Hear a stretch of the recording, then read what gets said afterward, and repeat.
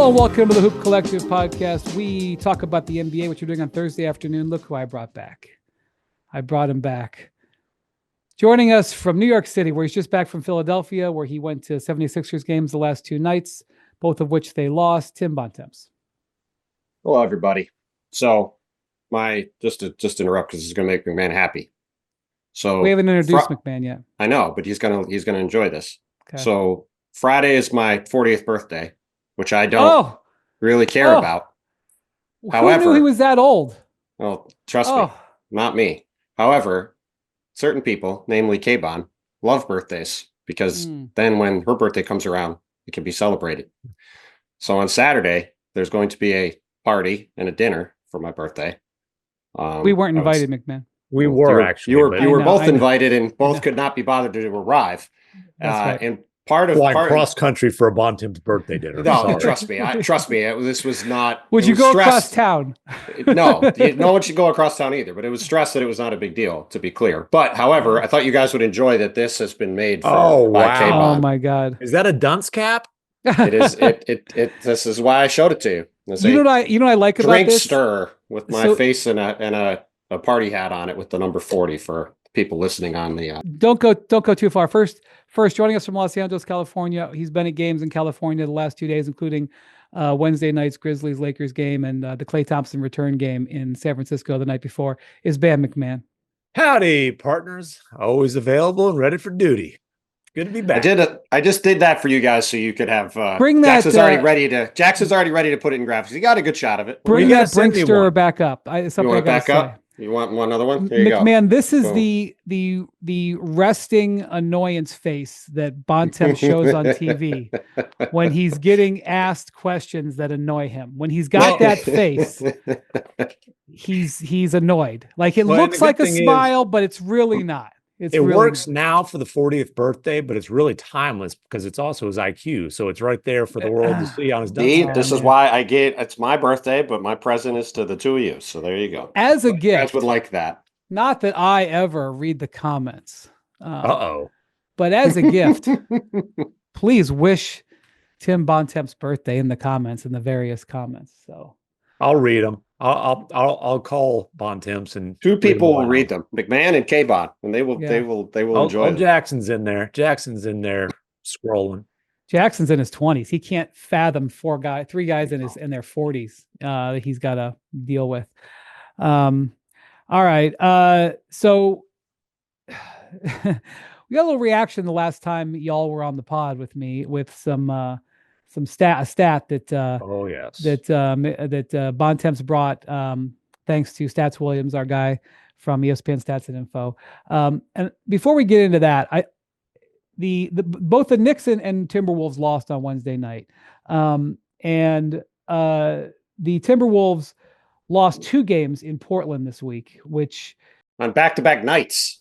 Yeah, it's not ideal. Look, anything can happen on one night, and we'll maybe talk about the Blazers at some point. They're performing slightly better than people thought, but the problem is it brought Minnesota to 11th place in the Western Conference standings at 6-6, and that's one thing. And then you've got the Knicks, who kicked a game to the Bulls. Now it was the second night of a back-to-back, but it was a home game at Madison Square Garden. They got down by 20 points in the first half of that game, and then the Bulls took it right at the end. Kobe White got fouled on a 3-pointer in the last 10 seconds and hit all 3 free throws.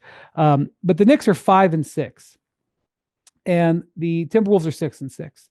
And, this trade isn't going to be judged in November of the first year, but in the initial series of events here, I would not say that this trade is exactly flying out of the gate with everybody thrilled at what's going on. And, I think we'll start, with the Timberwolves. The Timberwolves are doing fine defensively. I think they're 9th in the league right now.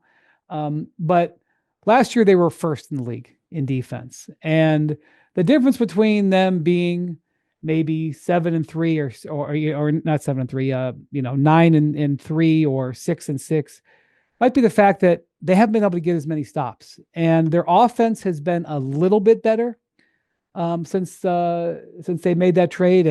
And maybe that's a bit of a surprise considering they traded Cat. They They really got their 3-point volume up. Last year, they were 3rd in the league in 3-point percentage, but they were 23rd in attempts. And so even though they traded Cat, a high volume 3-point shooter, they wanted to get their volume up. And so they told Ann Edwards, shoot those threes. And, they brought in Dante DiVincenzo and were like, shoot those threes. Their offense is only mildly better playing that way, even though their attempts are way up, and their defense is significantly worse. And so far, they're 500 as a team. I would say that it's not going terrific. Julius Randle is doing fine. He's, had quite a few high-scoring games. He's averaging 20 points, just like he did with the Knicks. Naz Reid is once again being a dynamic player. Being that scorer, that guy off the bench who can be the scorer. But they are not popping like they were a year ago. And they just lost back-to-back games against the freaking Portland Trailblazers. Look, it's early, but that's a disastrous 2-night trip. Disastrous. Those are the kind of games that could come back to haunt you in April when you're looking at the standings. And if they're a game back of somebody for any of these spots, from anywhere from 1 or 2 to 10, that you'll think about these 2 days in November and go, man, that was a really bad missed opportunity right there. Well, DiVincenzo couldn't hit a shot as a whole team last night. DiVincenzo's only shooting 31% on 9 threes a game. I got to believe that'll come up, but they were so excited about the impact he would make, and he might still make that impact. That's not happening. And Randle, quite frankly, just doesn't fit as well as Towns did.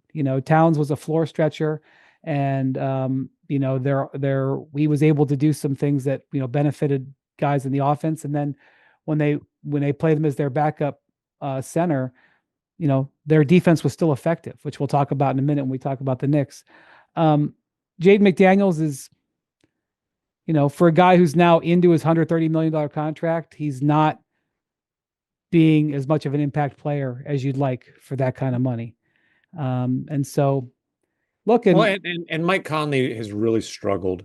He's had this wrist issue for years now. He's going to have to get surgery on. He's trying to put it off till after his playing days are done. But this summer, he basically was in like a brace for a lot of the summer. And, he hadn't shot the ball well at all. Obviously, he's up there in the years. And look, when Ann is spectacular, the Wolves are still awfully tough to beat.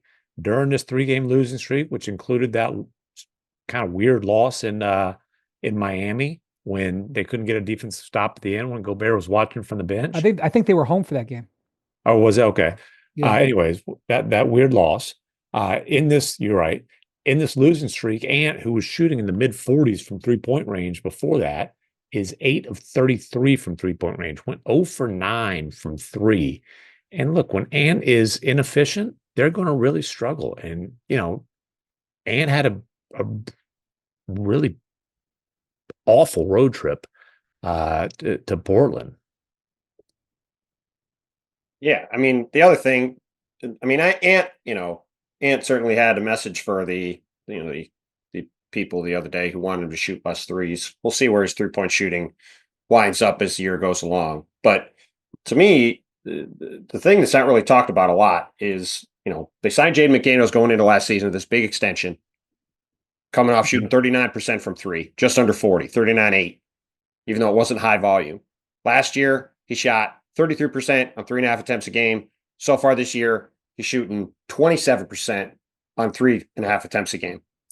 Like, if he's going to be shooting in the low 30s or high 20s from 3, that contract looks way different than if he's shooting in the high 30s from 3 and is a guy that is a true 3-and-D guy. If he just becomes a guy that's you can leave unguarded on the perimeter, then it doesn't really do much for you having him out there. And to Tim's point, the thing that changed this franchise was when they got Mike Conley a year and a half ago in that trade with the Jazz at the deadline.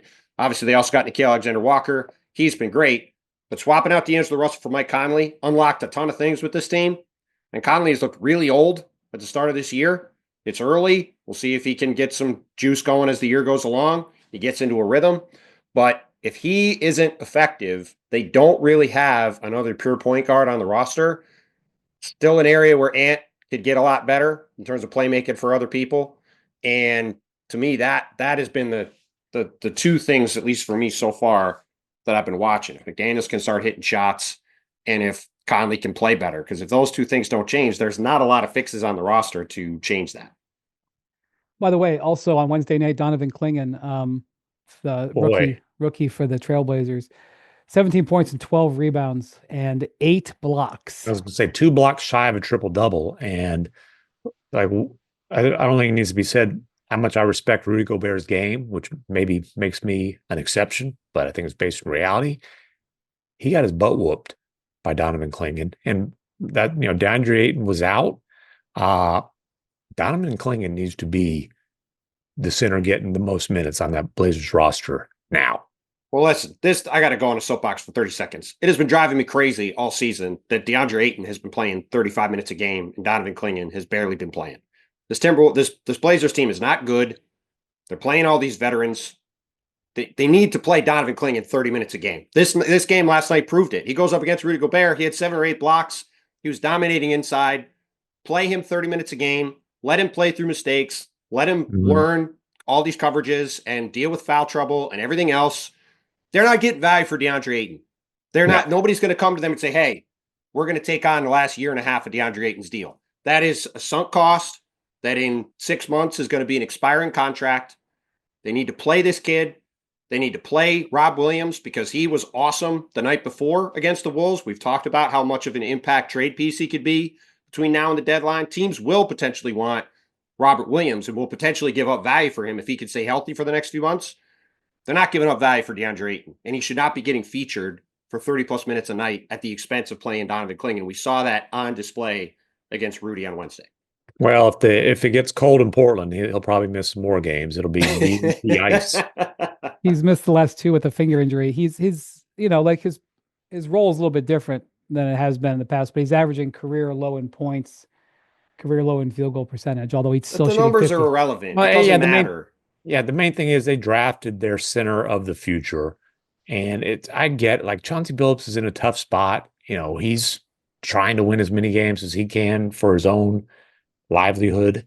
But it's just, I'm also convinced, I'm not necessarily convinced Donovan Clingan is going to win him less games either. We saw that last night. Like he can be an impact defensive player immediately for them. Yeah. So in 11 games, Ayton has, not that block shots are the be all end all, but Ayton has 5 blocks in 11 games and Clingan had 8 last night. So, make of that what you will. He's a massive interior presence right away. Like he's just got to play him.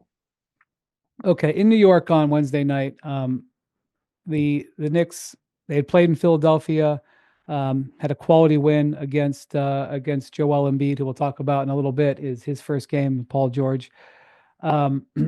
They were sluggish coming out of the gate in the first half, fell down by 20. Zach LaVine had a good game.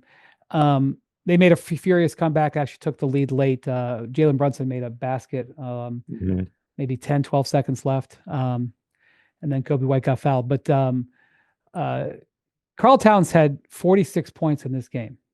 And, we talked in the podcast that came on Monday about what Karl was allowing shooting at the rim. And a lot of people, there was a lot of reaction to that. There was reaction, I believe Bontemps, NBA players came up to you and had talked about seeing that stat.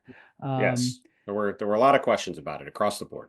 And a lot of people defending Karl and whatever. The last couple of games, I think Towns has played with tremendous energy and a lot of effort on the defensive end. And I actually question,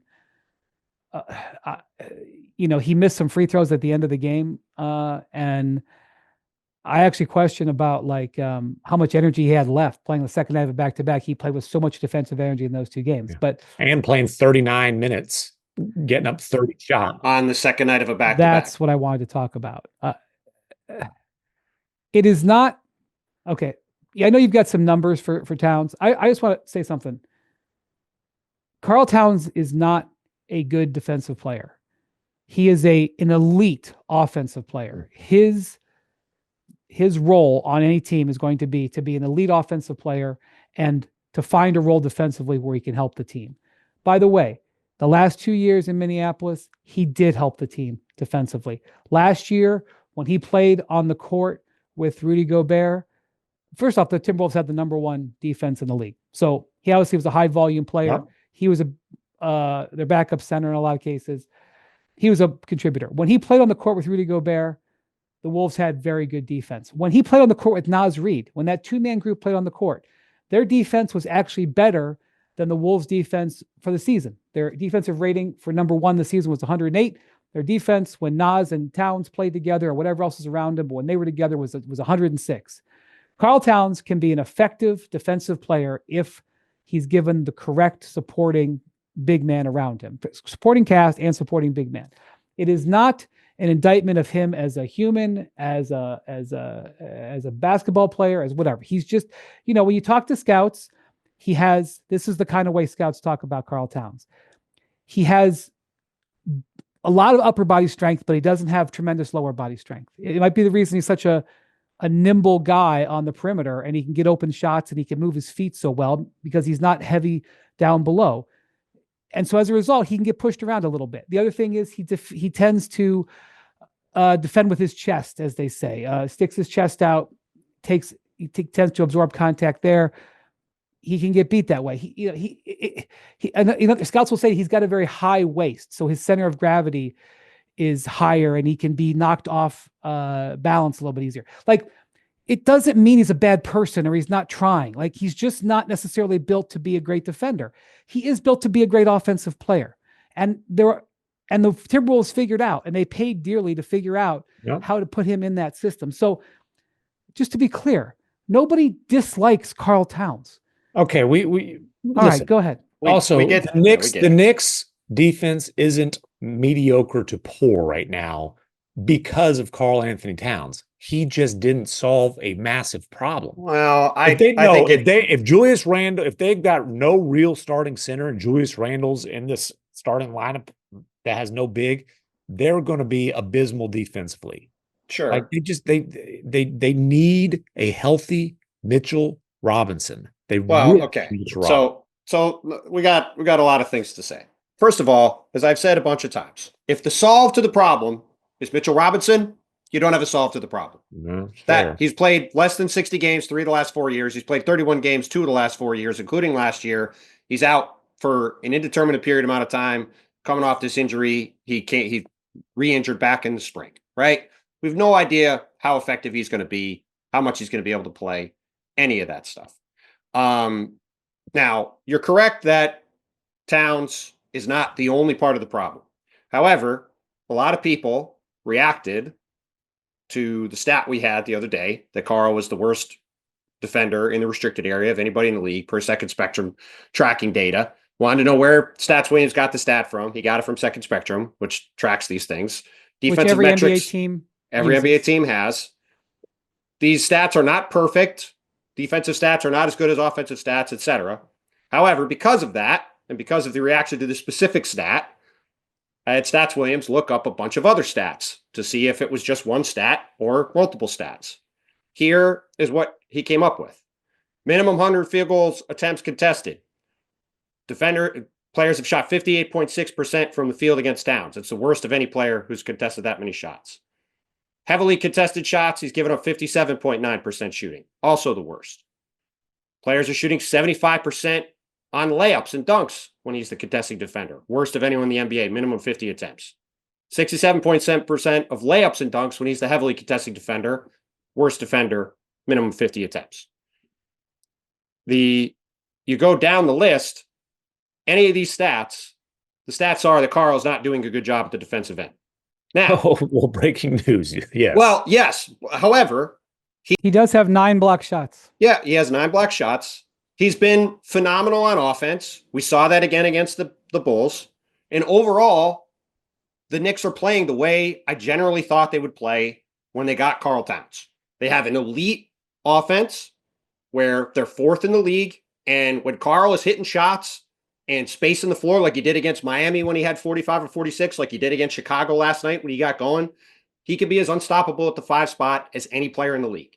And if you're the Knicks, the goal, I think, is to try to get somewhere between 10 and 15 on defense, or 12 and 15 on defense, like what the Denver Nuggets have done with Nikola Jokic. Now, I'm not they're saying 20th. They're 20th right now. They're 20th right now. I'm not saying Karl Towns is Nikola Jokic. He's not. But if you can be an average to slightly above average defense and have one of the 3 best offenses in the league, that is the formula to where the Knicks can be a potential contending team. Now, all of that is the preamble to what I think the real biggest issue with the Knicks is, which is Mikal Bridges, the other guy they traded for this summer. Yeah. They gave up 5 first-round picks for.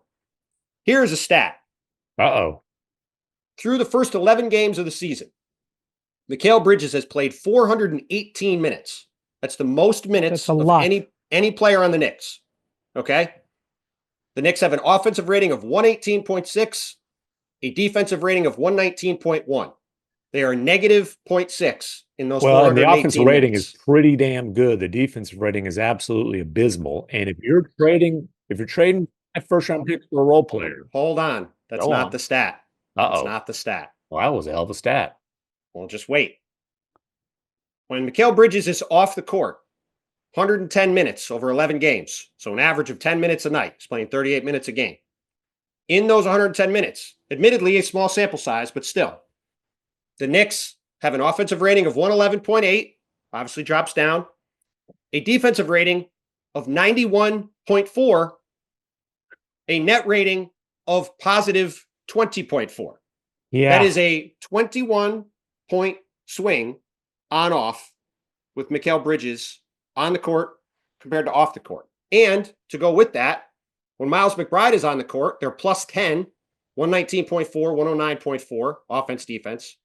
When he's off, their offense drops down to 113.2. Their defense shoots up to 117.9. That is a 15-point swing.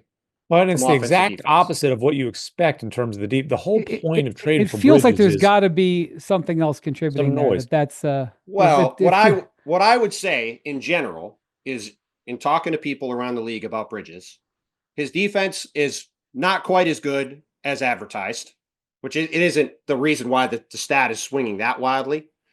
And the bigger thing is the shot is a problem. But you can't. How's that the bigger thing right now when they are still scoring at a high rate within the floor? Because the only way, in my opinion, for this team to be a true championship contending team is if they are unstoppable on offense, and if their player who's playing the most minutes per game on the team is hesitant to shoot the ball from 3 and above the break is not making anything from 3. That is a significant problem, especially because they're already playing Josh Hart, who, as we know, can be streaky, but is not a guy who's typically going to bomb away from 3. It's why their 3-point shooting numbers are down. And if, again, they have to be right at the top of the league and then average, because they're not going to be a top 5 defensive team. So they have to be like a top 5 offensive team. They are. They're 4th in the league in offense right now. Yes, they are. Again, they are right now, when every one of their top 6 guys has played every game with no injuries and playing heavy minutes. Other than Mitchell Robinson. But Mitchell Robinson is not one of their top 6 guys. For what they gave up to get them and what they paid OG Anunoby on his contract extension and what they probably will end up paying Bridges, they've made 2 massive swings to get elite 3-and-D wings. They need those guys to be elite, and especially on the defensive end. Karl Anthony Towns is not going to be, some kind of dominant defensive big man. The whole thought process there is, okay, we're going to have some of the best wing defense, maybe the best wing defense in the league. Bridges, in particular, has to play to that level. And OG has been awesome, too. Yeah, I was talking to somebody. He's been really, really good. I was talking to somebody who knows the Knicks really well, and his thing was like, Anunoby can't guard everyone, right. And essentially that's what it feels like he's having to do too often right now. Well, Bridges is shooting 30% on threes. We could see from the preseason that the shot something was going on there. So it's not really that alarming, but the defensive numbers like that, I'm stunned to hearing those defensive numbers, and Yeah. I need more information. I need more study on, because it just doesn't make sense, because I know the type of player that Bridges is. So Yeah, I mean, he was a defensive player of the year runner up, and he's in his prime. It's not like he's, 34 years old yeah, I and mean, the he's man lost a is step. has never been out of shape for a second of his career. He doesn't miss games ever. Yeah, Literally. I mean, his defensive tools are incredible. He's built to be a great defender, a great perimeter defender, because of his ranginess and, his mentality. So, Yeah, again, we're still talking relatively small sample sizes, but the defensive numbers are alarming. Well, and listen, from above the break threes, he's 5 for 33.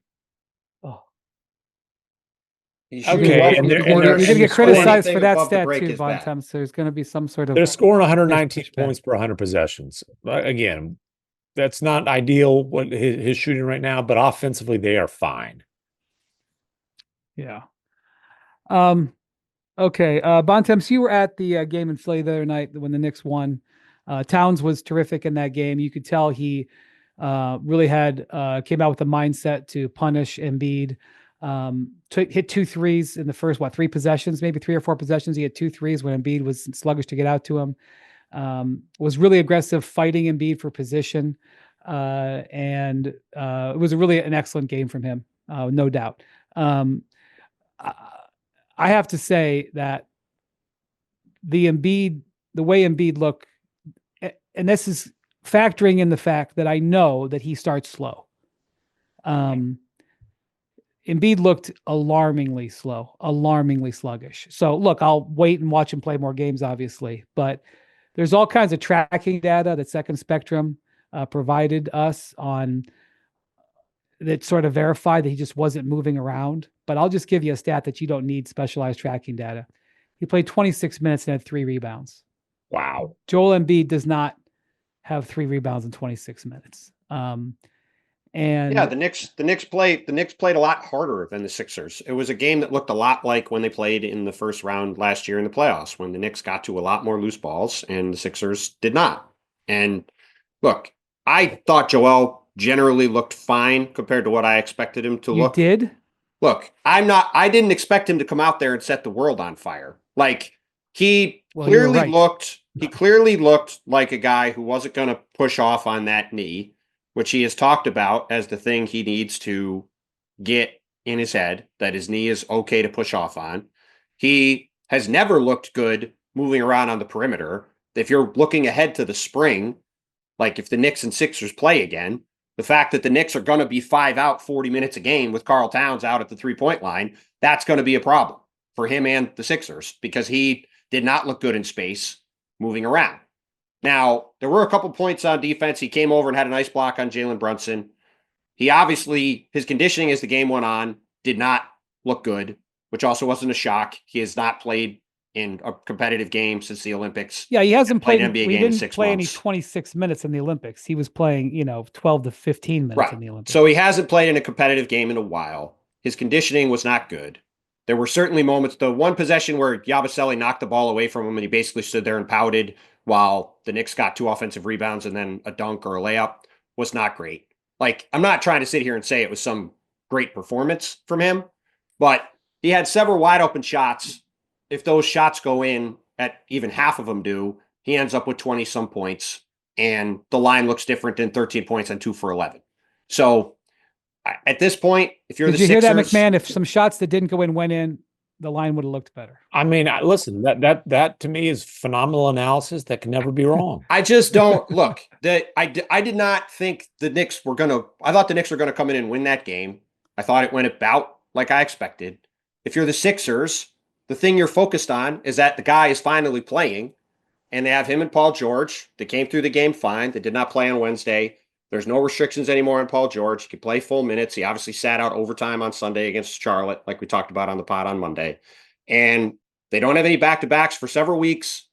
They can get these guys ramped up and playing together and try to stack up some wins, because they have to start stacking up wins. Obviously, they're sitting 2-9 and they're 14th in the East. But Yeah, I mean, the fact that Joel looked out of shape and slow in his first game back was not exactly surprising to me. No, but when's he going to be in shape and when's he not going to look creaky? If he's wearing that brace all full time, the pushing how's off he going to of be able to move? I'm sorry to interrupt you, MacMahon. Can I just go back to something you said, Bontemps, about pushing off the knee? I know he said that, and I know he talked about that. Before the incident with the reporter, when he came out and spoke for the first time in a month, he talked about it with me last month too. Okay. He said something after the game the other night. I think I watched the interview. I didn't read this quote, so I may not be remembering exactly correct. Please correct me. Sure. Did he say something about but I know that I can really be effective without pushing off on that knee? In other words, does he think that he might not? I don't remember if he exactly said that. I don't think that I may be misremembering. I think you are getting old. I am getting old. That's true. I'm getting Brian disease. Look, like I said, to me, the more concerning part of that game, if you're looking at the Sixers' bigger picture, the more concerning part of that game was the offensive end of the court. Because if Joel is not going to be a truly dominant offensive force, the Sixers don't have a chance to win anything. Well, yeah, but on offense, if they just would have made some more shots, it would have looked a lot better. Again, I just was saying that if he had 5 or 6 wide open jumpers that normally go in, he's a terrific shooter, right? It doesn't look as abysmal if some of those go in. I thought the biggest thing I am watching for is when Joel is facing up at the basket, or facing up to the basket. When he's at his best, he's blowing by guys and stopping on a dime and getting wherever he wants on the court, right? You watch that game on Tuesday, there was a lot of, I'm not really sure where to get. I can't necessarily get around this guy. I'm going to try to fling myself into him and get a foul. It was like the extreme foul hunting. There was not a lot of getting where he wanted to go on the court. He didn't look certain with the ball. All that stuff, somewhat expected because he had missed so much time and he's playing against guys who have gone through training camp and played for 3 weeks. And some of it's the real question about what he's going to look like going forward. Because if he is not that guy who is, a guy who last year was averaging more points than minutes played, then this team doesn't have a championship ceiling. And the only thing we're going to know in terms of whether that comes back and how he looks is as he plays more games. And they have 2 days off before their next game on Friday. They have another 2 days off before he plays Monday. Then they play Memphis Wednesday and Brooklyn next Friday. Like, by the end of next week, if he starts to show progress and is looking much better, then we could sit here and say, all right, like, he's getting back on track. They're going to get Tyrese Maxey back probably in the next week or so. And they could get those 3 guys on the court and see where they go. But I just didn't walk away from his first game going, yeah, he looked out of shape and think that. No, I mean, I'm not declaring it for the season. I'm just saying, even by the low standards, it was a little bit worrisome. There's clear reason for concern here. And it's the fact that obviously the last 3 games were suspension, but he missed a chunk of the season because he wasn't healthy enough, whether physically, mentally, combination, to get on the floor. And then it's going to be load management throughout the season. Like, for all that they've done to be able to build the roster out around him, getting lucky with Maxey being so damn good, executing the strategy of being able to get another max player in Paul George, this whole thing is based on the foundation of Joel Embiid will play at an MVP level. It's like Dallas right now. What's the Mavericks' biggest problem? Luka's not played at an MVP level this season. The whole concept of the Mavericks as a contender is based on Luka's going to be one of the best players in the league, and you fit everything around that. And so, will Embiid get to that level again this season? Can he maintain that level? I think is the biggest question, and we'll see. By the way, Jackson did find the quote. Bontemps, you probably had AirPods in and were distracted or something, but. It's all about confidence and trust in myself, Embiid said, pushing off. I talked about it a couple weeks ago when I talked to you guys. That's the mental hurdle I got to get to. But I think I can still be pretty good even without it, which I'm going to get to at some point. I think pretty good, though, is not going to be good enough. I think what that quote meant was, I think I can be good in the meantime while I'm getting myself back to where I could be. That quote was from your story, Bontemps. Yes, well, you know what? I will say this. I didn't remember. I didn't take that. Hold on. I didn't take that quote as I'm not going to have any explosion anymore. No, I agree. And I didn't remember this last part of it, which I'm going to get to at some point. So stand down, everybody. Good work. There's no stand down. Good work by everybody but me. What I looked at Tuesday, what I was watching the whole game was, how is this guy going to look with the ball facing up, exploding towards the basket? And he did that 0 times. Yeah. That's the problem. I was not concerned about him struggling to guard Karl Towns at the 3-point line. He's going to struggle to guard Karl Towns at the 3-point line if he's played 20 games in a row. Like, he's never been good at that. He's not going to be good at that in April. That's where the Knicks can really take advantage of him. What he has to do is go to the other end and dominate and get to the foul line 12 or 14 times and hit shots from all over the place and explode to the rim and make plays. And he did not do that. He did some nice passing, but he missed shots and he showed no explosion. So, yes, there's certainly cause for concern. They have all this depth. They were supposed to be better than this. Jared McCain has been maybe the rookie of the year so far. He was phenomenal again against the Cavs. He's been the best part of their season so far. 1,000%. The rest of the supporting cast has been extremely disappointing. Him and Kershaw Yabusele has also been good. The rest of the supporting cast has been very disappointing. Andre Drummond has been awful. He was supposed to be a guy who could really eat innings for them and play well at center. He's had a miserable start to the season. Like, very little has gone well for them, to say the least. However, the East is not good, to put it charitably, and they're still projected to finish 5th in our BPI right now. So if these guys can stay on the court over the next 3 weeks and build some momentum against a soft schedule with no back-to-backs, we could be having a different conversation. It's a lot like the Milwaukee conversation. They escape with a win on Tuesday or Wednesday. They come from behind and beat Toronto on Tuesday, pull away in that game. So, like, they've won a couple games against bad teams, even in ugly fashion, and the record's starting to look better, and maybe they could build some momentum. Philly has to do the same thing. In some ways, it's the complete opposite, because Giannis is absolutely producing at insane, like at best of his career kind of level. It took a 59-point box score stuffing performance from Giannis to survive against the Pistons. Oh, and it also required Ron Holland to miss a couple free throws. By the way, regulation. Yes, I mean, Ron Holland, who's a 90% free throw shooter, almost airballing a free throw that would have won the game, was amazing. But I think my memory from that game will be Tuesday night, tie game, actually down by 2 against Miami. JB Bickerstaff, I assume it was JB Bickerstaff. It might have been an assistant. Draws up a play in the huddle, sideline out of bounds. They get a lob dunk that breaks Eric Spoelstra. Spoelstra is so mad that Bam Adebayo lost Jalen Duren in the mix that they ran, that he storms onto the court, calls timeout. He didn't have technical foul. The Heat lose. So it's now Wednesday night. Game is tied. Pistons have the ball out of bounds. There's Bickerstaff calls a timeout. He's now drawing up a play.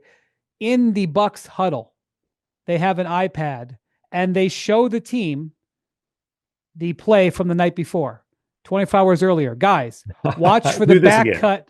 Watch for the back screen for the lob to the rim. And they run a back screen. It was a different play design, but it was a back screen lob to the rim. Barely. It was pretty much the exact same play. Yeah, well, I mean, Holland. The play was for Holland, not Jalen Duren. Wasn't even sure. It was for a different guy, but it was back cut to the rim for a dunk, and it worked again. There was a controversial foul called in that play, but the foul was appropriate because they got beat on a play that they had just been shown 30 seconds earlier. Anyway, beyond that, MacMahon, you brought up a minute ago Doncic. Now we're in danger zone here because there's only one game in the NBA tonight. It is involving the Mavericks. They are playing the Jazz, and Kyrie is questionable with a shoulder injury. Luka could score 60 in this game tonight. Easily. So he had a 50-point triple-double against the Jazz last year. Maybe it was 50, but it was like he had a 25-point triple-double, I believe, by halftime. Okay. They get beat the other night in a close game in Golden State. I just want to bring up Luka's stats here because you talked about him not playing at an MVP level. He is averaging 28.5 points. That is very good. However, that is 6 points, give or take, less than last year when he was the scoring champion. Yeah. He is playing slightly more minutes. So in other words, he's not like only playing half, the minutes. Right. He is taking roughly 2.5, 3 fewer shots. He is shooting 6 or 7% worse. He is shooting on 2-pointers dramatically lower on 2-pointers.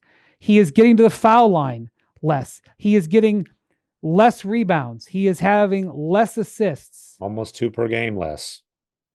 The efficiency is awful. The efficiency is terrible. And it's trending upwards, but dude, the efficiency, his effective field goal percentage is 49%, 48.7. That is, dude, it was in the high 50s last year. He won a scoring championship on great efficiency last year. And so what are we attributing this to? He had the calf injury, right? I mean, is that yes. I thought it looked like he'd put some work in when he reported to camp. Day before camp, took an accidental kick to the calf playing pickup ball, missed all of camp, all of preseason. I think he gained some weight. He's playing his way into a rhythm, playing his way into shape. They're playing him too many minutes, which is like not by choice necessarily, but by necessity. And then I think really where the biggest difference between the Mavericks this year, yes, Luka's production and efficiency is way down. They were an elite clutch team last season, second best clutch record in the league, dominant in clutch situations on the way to the finals in the playoffs. They have been terrible. Broke the Timberwolves back in the clutch. Yeah, and that's the one clutch game they've won this year is against the Timberwolves. They are 1-5 in clutch games. 4 of their losses have been one possession games in the final minute or the final 60 seconds, final minute. That's what happened in Golden State. The Mavericks are 1 of 7 from the floor in those situations. They shot 55% from the floor and 50% from 3-point range last year in those situations and won 18 of the 26 games. They're 0-4. You could put that to variance, though. I mean, they could easily turn that around. The funny thing is, a couple of years ago, after the Kyrie trade, they were abysmal in clutch situations. Last year, but you could tell in those situations that he and Kyrie were kind of playing ping pong. Yeah, it was a take your turn type thing. And I think Luka's you ask him, well, hey, what has to change in those situations? And he's just plain and simple. He says, I have to be better. And the shot selection has been poor.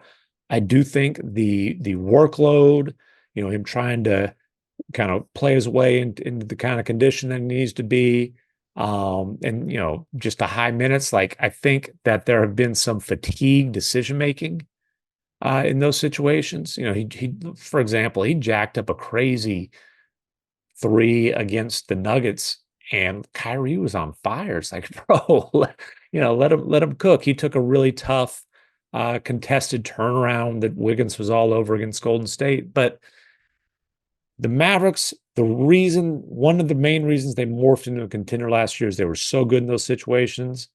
And early on this season, they haven't been. Again, I think that will change. I don't think they're going to be one of the worst clutch teams in the league. But if they're okay in those situations now, then they're 7-4 instead of 5-6. But they lost by, and the other thing is, look, they got smoked by Steph Curry down the stretch. They got dominated by Joker down the stretch. The Suns were the best clutch team in the league, and KD was doing his thing.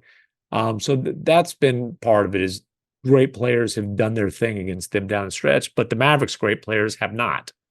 Well, yeah, that goes back to the Joel thing you were talking about before, right? Like, their hopes are tied to him being the best player on the court in games that matter.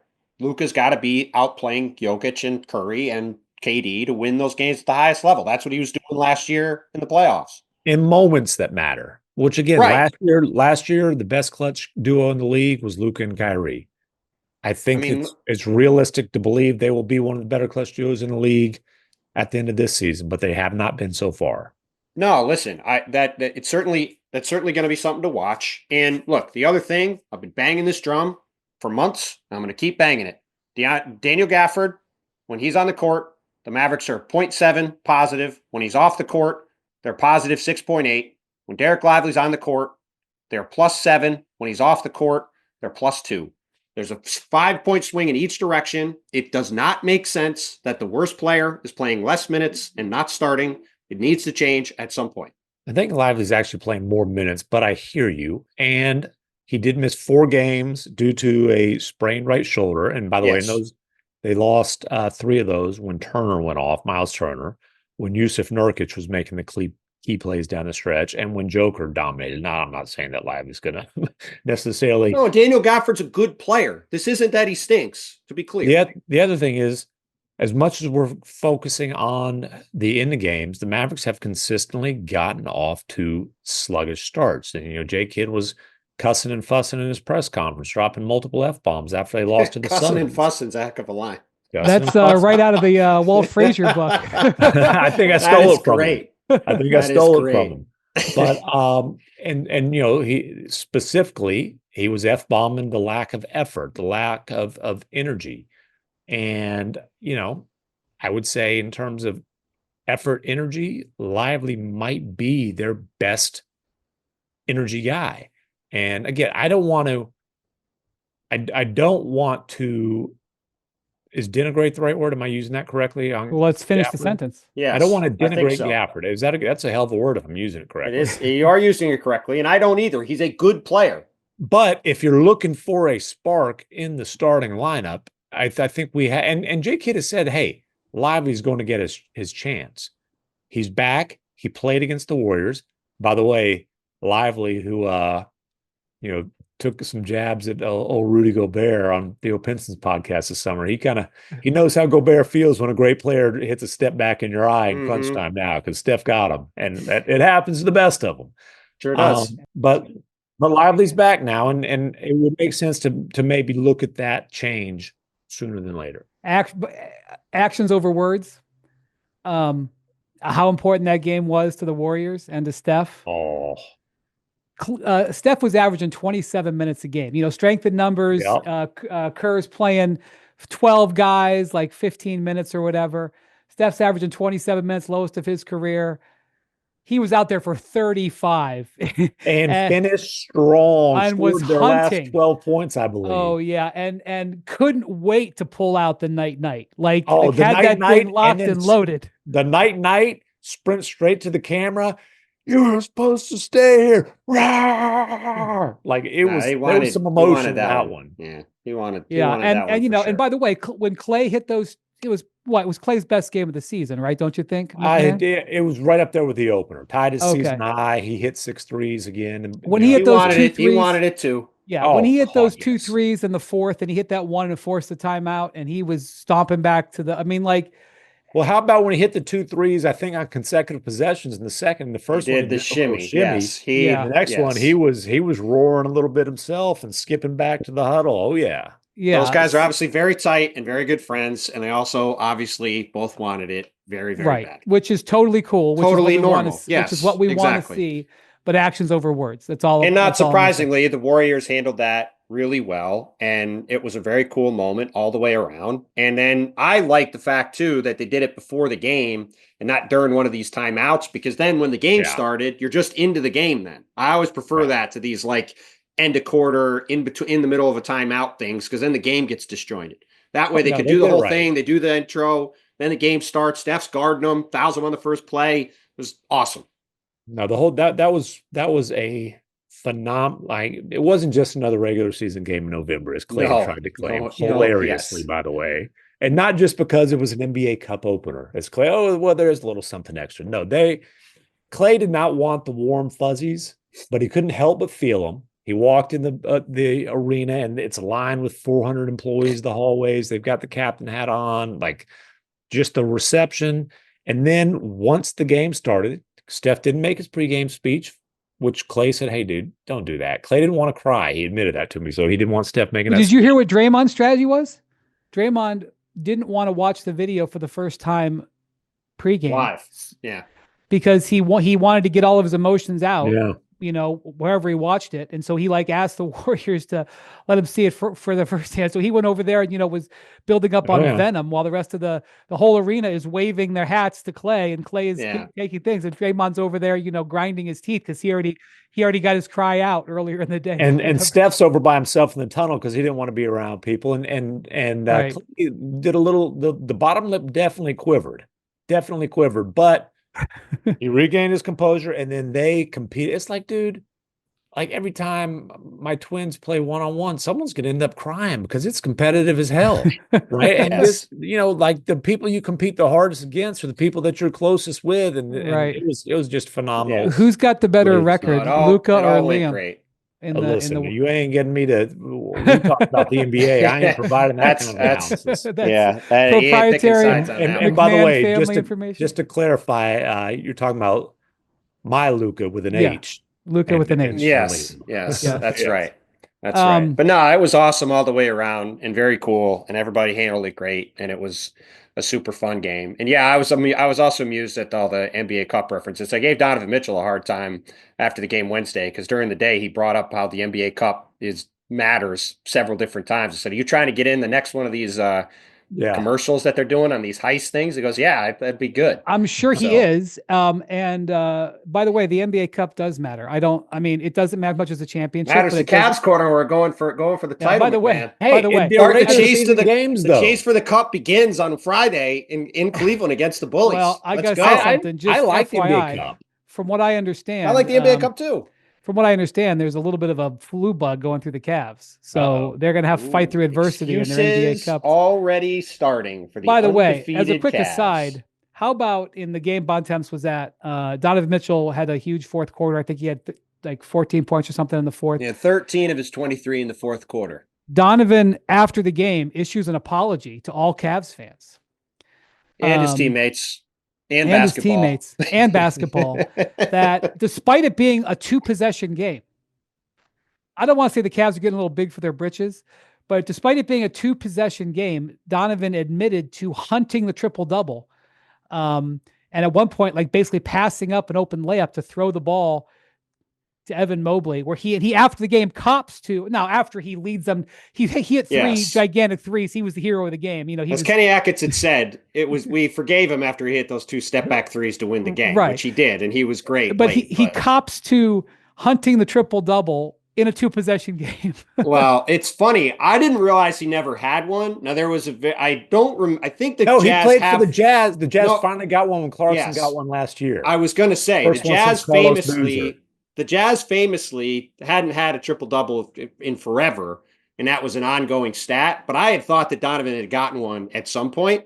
So I was not looking at the stat sheet. I have a monitor in front of me. And when it was at the end we were sitting at when he made that pass, I was like, what the hell was that pass? Let me tell you, Evan Mobley was surprised the pass came to him. Yes, he was. And then after the game, Donovan was like, I probably should have just taken the dunk.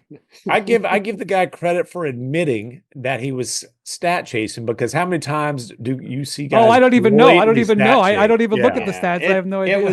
It was a lot easier to do that when the 12-game winning streak extended to 13. But yes, Donovan admitted it full-heartedly right away. About Donovan chasing that stat in that particular game, to steal a famous LeBron quote, Donovan has been in some adverse situations, and he must not have considered that one of them. He must not have been super worried about finishing that game off against that depleted Sixers team. All right, before we go, we got to talk about a very important NBA Cup game. It's going to be on Friday night on ESPN, because Victor Wembanyama is red hot on 3-point shooting. Baby. Just a few days ago, he was, and by the way, we're very sorry to hear about Greg Popovich.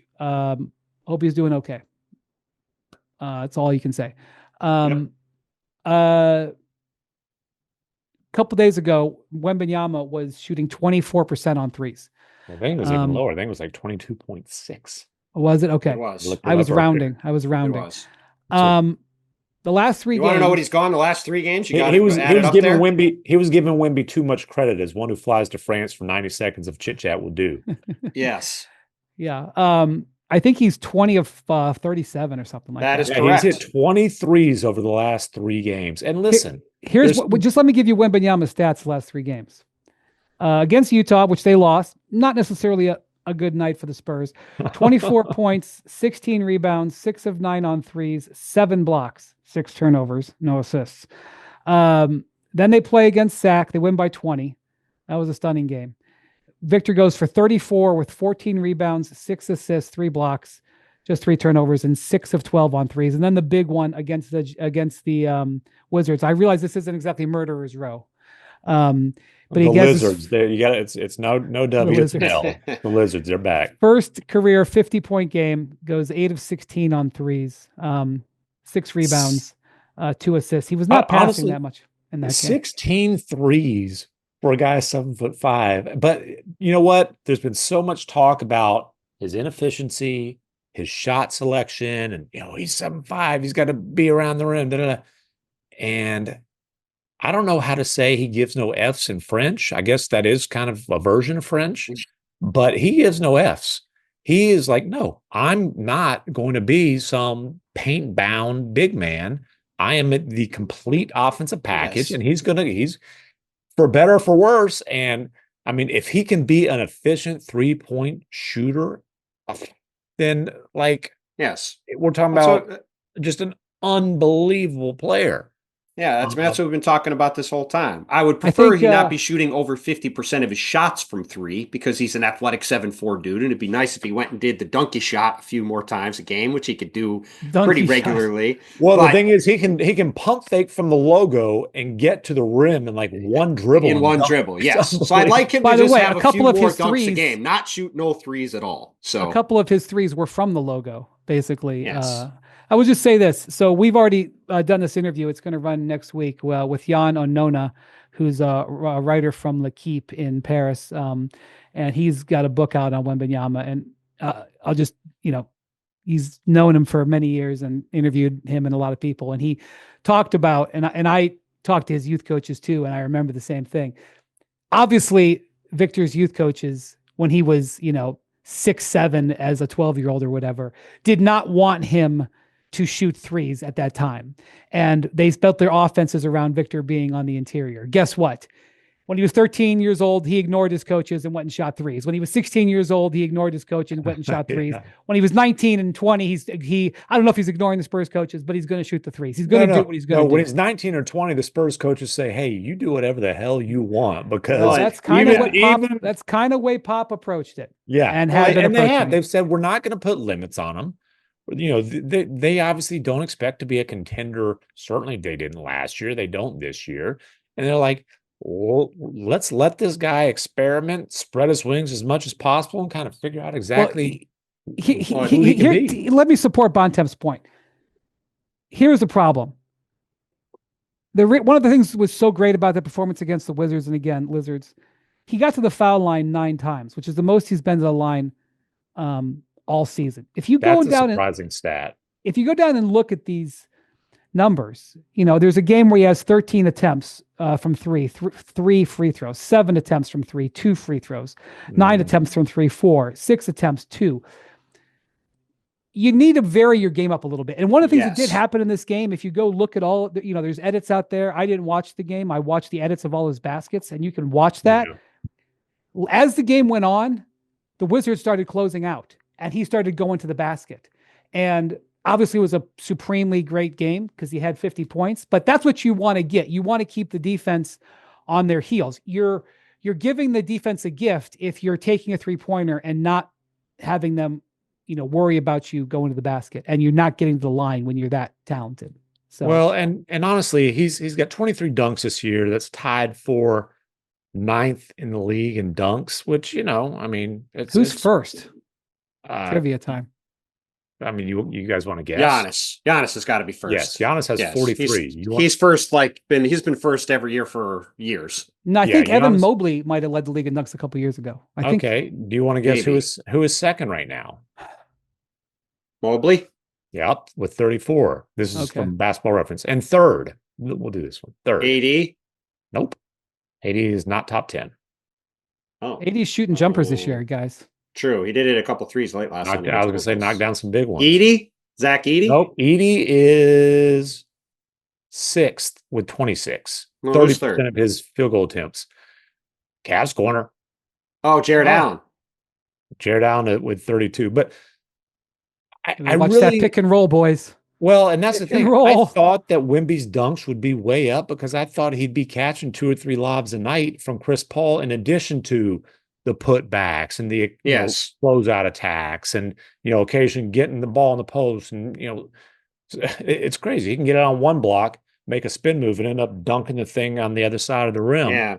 So I think there's definitely a balance there between, hey, you're a phenomenally athletic 7.5-foot dude, versus, he wants to be clearly a volume 3-point shooter. There's a balance, and like the peak version of Wemby is going to be a blend of both of those things. Well, and that's I was going to bring up the free throw thing that Brian mentioned, because that to me is the biggest thing. Like we've talked about, he's got a terrific looking jump shot. It's not like he's got some broken jumper. The missed shots were more a product, in my opinion, of the shots he's taking than it is his ability to make them. And part of that is because if you look at his foul shooting percentages, they've always been really good. And if you talk to anybody who scouts, that is what is indicative, typically, of a guy learning how to shoot, or being able to shoot, I should say, is if they have good foul shooting percentages, they're eventually going to make shots from the perimeter. And if they don't, that's when you have concerns about their ability to stretch out over time. And that, again, like Victor, I'm not saying Victor shouldn't shoot any threes, but you want to see him get to the line more because he's such a terrific foul shooter. And if you are 7'4" and that athletic, get to the rim and dunk more often. And by the way, I would say in games that he's hitting half of his threes, he should jack up as many as he wants. I agree, but I just would like to see a little more of a balance than shooting 55 or 60% of his shots from three, given his physical gifts. And by the way, our guy Mike Walczewski, the legendary Knicks PA announcer, who's a regular listener to the pod, has done a bunch of sounders for the pod, enjoyed the many Brian Wemby updates, and has given us another sounder for whenever Brian brings up Victor, which we'll play on the pod when you guys go back and listen to it, and the fans will hear it now. So there you go. It's now time for a Wemby update with Brian Windhorst. I'm just learning of this. There's all this, there's like this side group chat between MacMahon, Jackson. Oh no, I wasn't part of that. Oh, this is no side. This is Mike. Mike told me at the game how much I saw him at one of the games earlier this season. He goes, Brian, man, he's just giving us these Wemby updates every game. Now, I approve of this, but I'm just now hearing of it. And just for the record, all of the side chats are behind my back. Romo and Witten, okay? Hey, listen. I guess Jackson's like Jason Garrett. Jackson had this was done as a surprise for both of you from our. Oh boy, what a great surprise! So. Well, thank you very much, Walczewski. All right.